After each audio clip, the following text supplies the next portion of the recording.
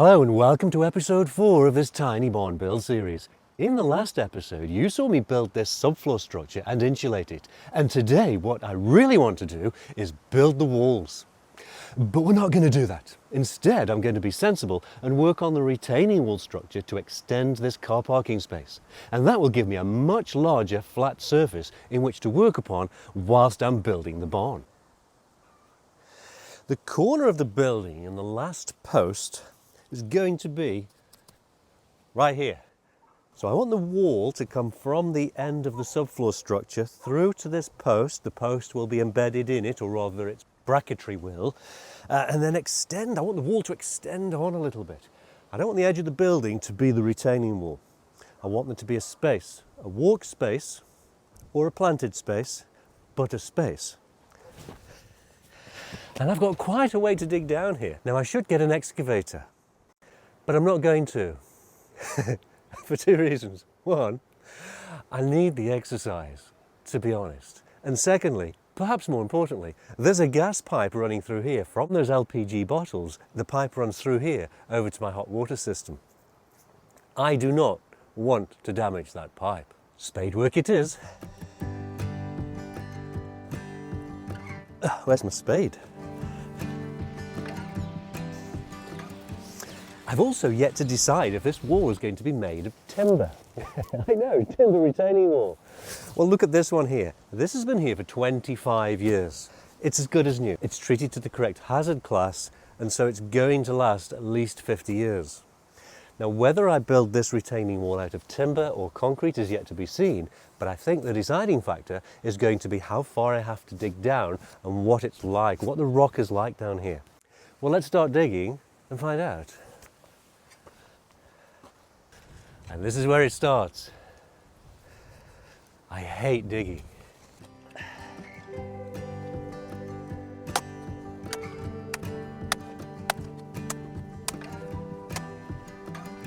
Now initially all I need to do is dig off a flat level platform so I can establish where the foundations are going to be for this retaining wall. Now back in episode 1 you will have seen me install these batter boards so I could establish the perimeter of the building. I don't need these anymore, so this one can get pulled up out of the ground and out of the way.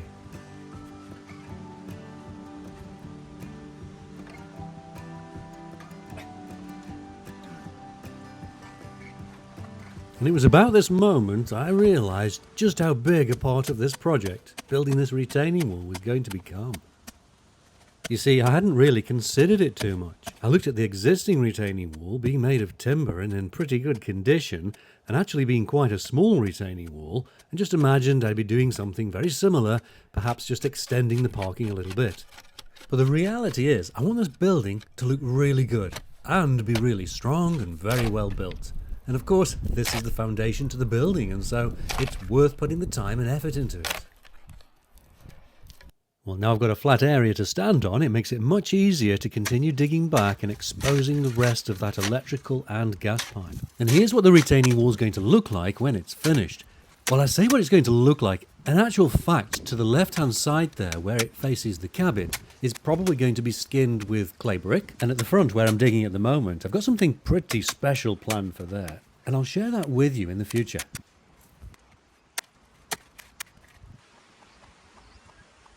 So after about 4 days of digging, there is good news and there's bad news. Now the good news, I've managed to dig back and clear enough space to determine exactly where the foundations of this retaining wall need to be dug.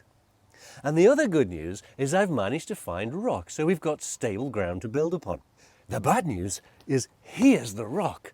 It's above ground, in this area, and I'm not entirely sure what to do about that yet. Now it seems I've got about 3 options.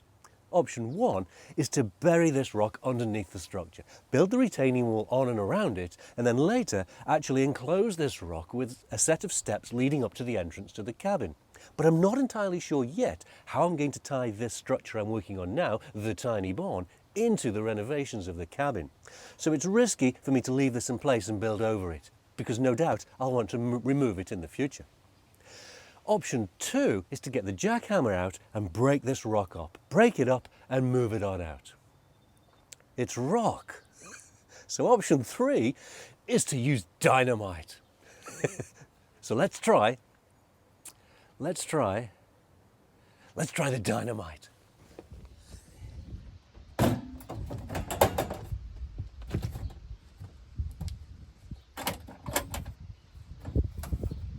Well, you didn't really think I'd be using dynamite, did you? Who do you think I am? Whistling Diesel?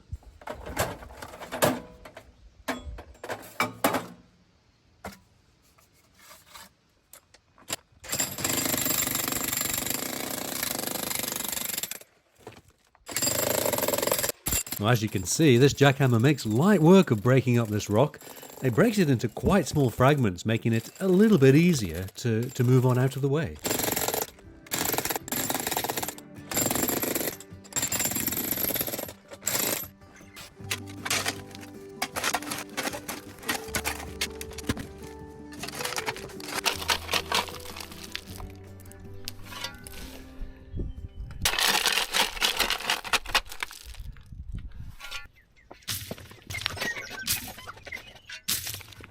All of this is going to make really good drainage rock in the back of the French drain that I put behind the retaining wall.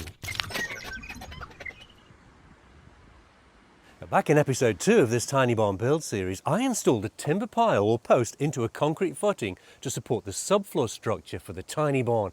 And it caused a bit of debate, to be honest, about how long that timber might last before it rots.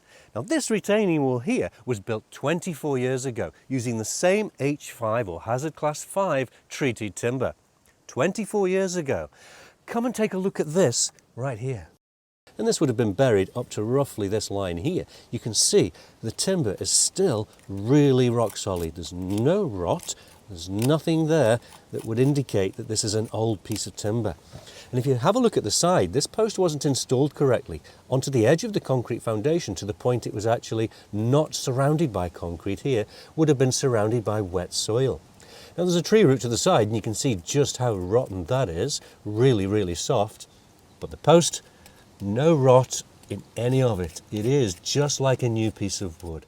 Now with that said, I have made the decision to build this retaining wall out of concrete. Now I'm not going to be building it using cinder blocks like we did on the previous retaining wall. I'm going to be trying something new on this one, but it will be a concrete structure nonetheless. So what I'm doing here is just bringing the string line up to the corner of the build, from one corner of the build to the other, and once it makes contact, like there, that's close enough. Okay, plumb down to the ground, and there we go.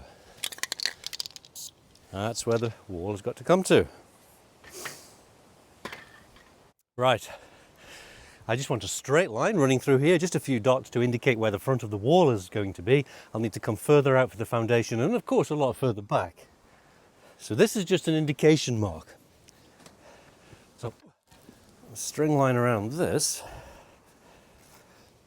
line that up with my spray mark on the ground and pull that through. And there we have it.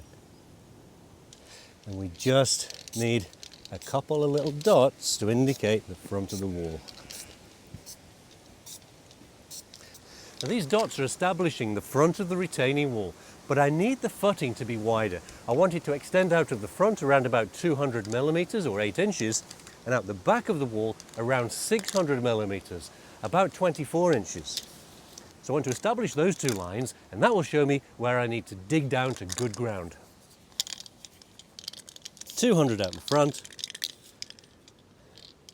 600 out the back.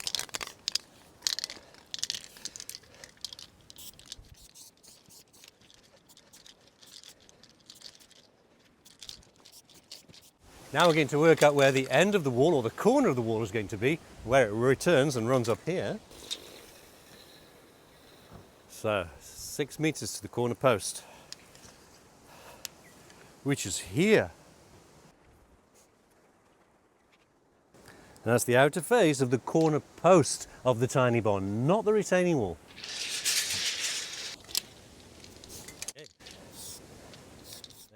So we've established the width of the footing marks, where the front of the retaining wall is, just for reference, where the edge of the tiny barn building is going to be, and that's where the corner post will be. Now I need to establish where the retaining wall will end and return up to the side of the cabin here. And I had thought a meter would be nice, But that does bring me quite close to that concrete foundation of that post. And I don't really want to have to remove that. If I can leave it in, it's going to help with the substructure and it's less work for me. So that's got to be a good thing. So I'm just going to establish where this mark would be up at the other end of the wall there, and then decide how much further away to pull it from this structure. I will be cutting these posts down and removing this retaining wall, but I would love to leave the concrete in the ground if possible.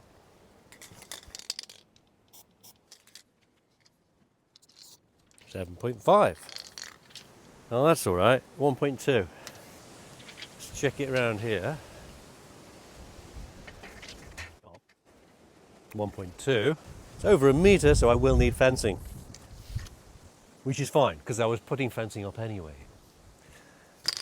Right, well I just want to finish marking out this side of the retaining wall so I know where to start digging the foundations, and I've run out of marking paint, and that's a problem because I don't want to go to the supplier to get some more. So I've just had a little raid of the pantry, and what do you know?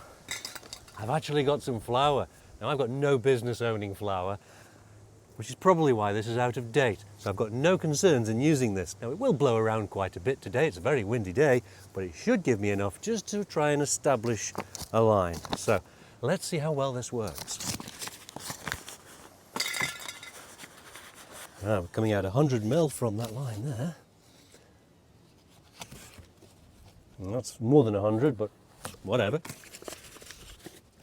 I was really amazed how well this flour actually worked. Although it was a very windy day, it was quite easy to put down and didn't blow around too much. And perhaps even more impressive was just how well it coped with the storm that followed the day after. Check out how visible this is. Well, I'm finally back on the job after a 2-week break due to COVID. I have to be honest, by now I thought I'd have dug this foundation out and got the steelwork in and maybe even got some concrete poured. But no, I'm still digging. 2 weeks of lost time. Still, I'm back on the job today. I'm already out of breath, and all I've done is set up the camera tripod. So I've got 7 hours of daylight. Let's see how far I can get today.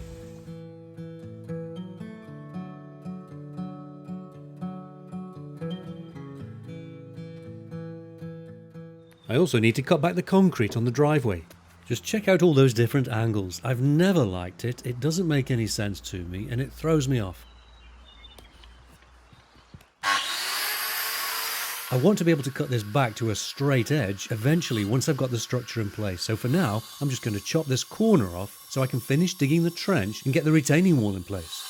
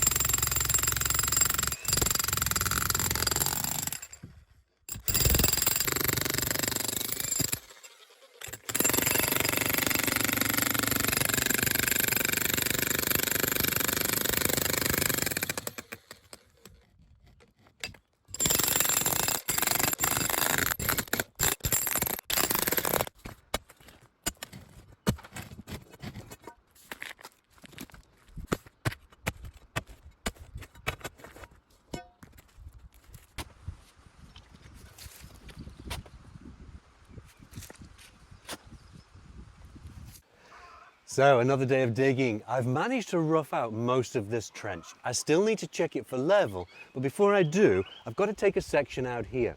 This is going to be the foundation for what I'm calling the chimney breast, which is going to be the enclosure for these gas bottles. Now this has to be around about 8 foot wide, 2.4 meters, and about 1970 from the edge of the building. So 1970 would be roughly right here. Just double check that.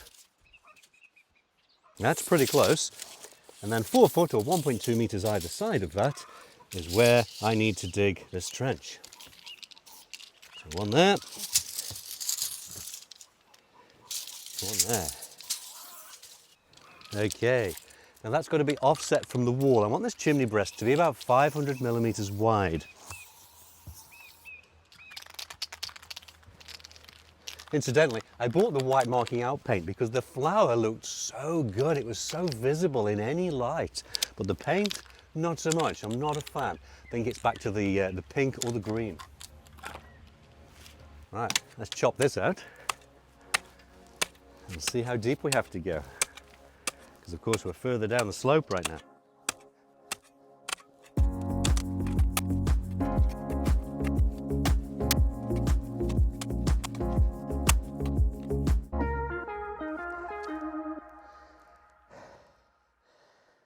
I think this is the very last trench I'm going to dig with a spade. I think all of the other projects I've got planned, I ought to have good access for an excavator. Oh, thank goodness.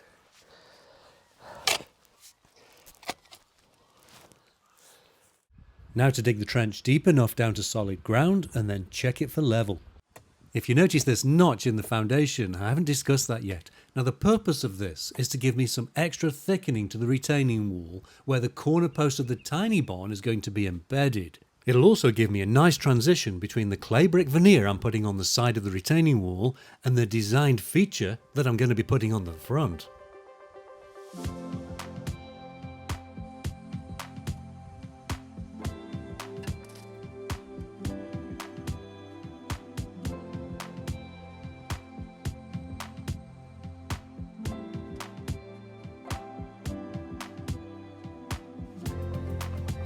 You know, if I'm lucky, today could be the final day of the dig. I've got this foundation area for the chimney breast dug out to the correct width and I'm happy with the depth. I've just got to level it off and then extend that throughout the entire trench, and then I'm ready to maybe think about some steel. So, a couple of more hours of digging, maybe as many as 6 or 7, and I'm hoping I'll be finished.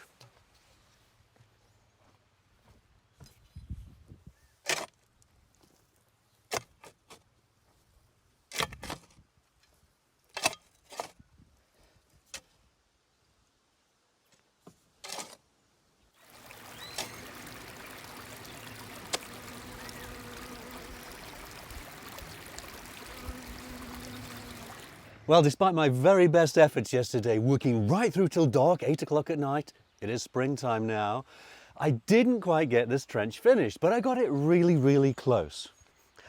I think I've dug a swimming pool.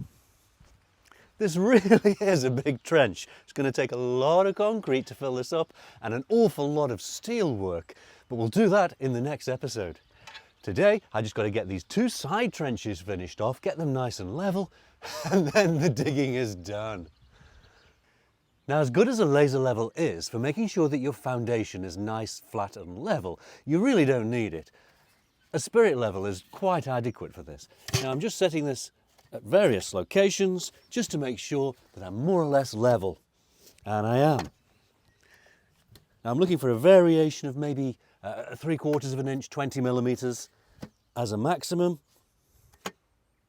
And I'm pretty happy that this is nice and flat. The foundation is going to be really thick, so any undulation in the surface will be taken up in that, and we'll end up with a nice, flat, smooth foundation. And that's what's going to be important to make sure that the wall is level.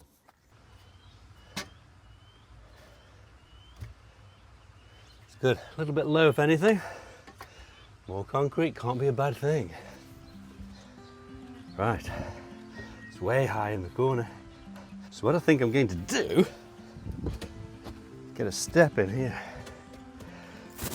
Right, here's rock. Right, there's rock.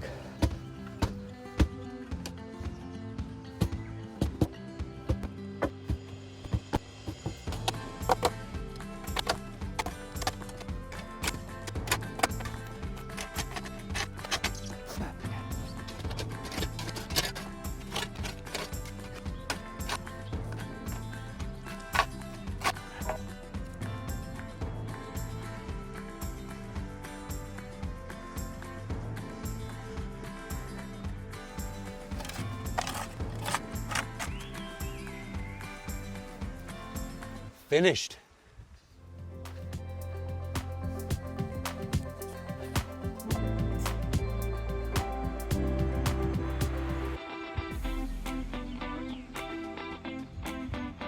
Well, thank you so much for sticking with me during the dig of this foundation. I feel like I've dug a moat for the tiny barn, I really do. Digging is probably my least favourite, no probable about it. It is definitely my least favourite part of any building project, but I'm so glad it's over now and I can begin thinking about filling it with the reinforcement steel and of course the concrete. But that's it for today. Thanks so much for watching. Bye.